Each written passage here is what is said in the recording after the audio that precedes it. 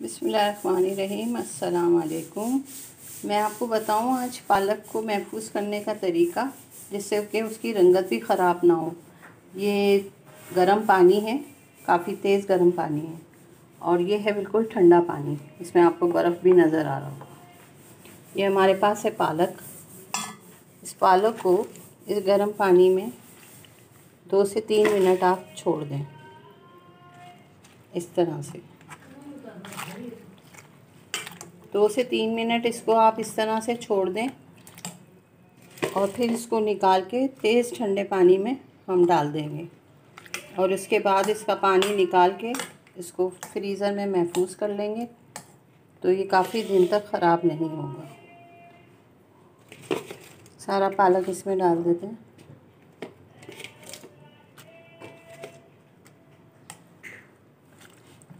इस तरह से इसका सारा पालक,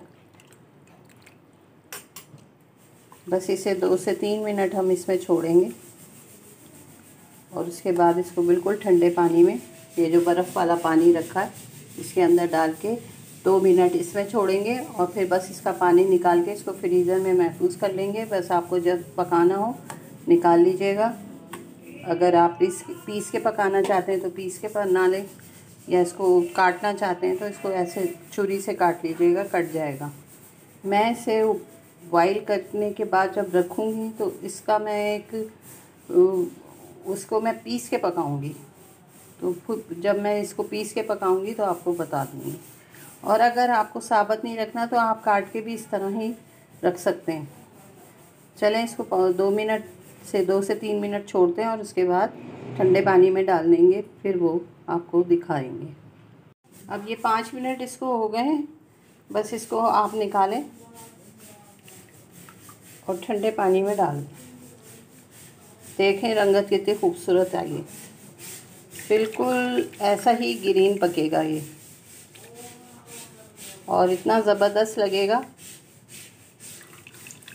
जिस दिन मैं बनाऊंगी उस दिन इसकी वीडियो बनाऊंगी, वो भी आप देख लें कि कितना प्यारा कलर आ रहा है। बस मैं इसमें डाल के सारा, और 2-3 मिनट रख के और फिर इसे निकाल लूँगी। बस ये इसे 5 मिनट हो गए और मैं इसको निकाल रही हूँ। जब इसका पानी निकल जाएगा तो फिर इसको महफूज कर लेंगे। बर्फ़ हटा रही हूँ, इसको भी हटा लेते हैं अभी। बस आप इसको एयरटाइट बॉक्स में बंद करके रख दें, या किसी मोमी थैली में डाल के रख दें, ये महफूज हो जाएगा। अगर अच्छी लग रही है रेसिपी तो लाइक, शेयर और सब्सक्राइब कर दें। बहुत ही शुक्रिया आपका। अल्लाह हाफिज़। बस ये मैंने इसको महफूज कर लिया है।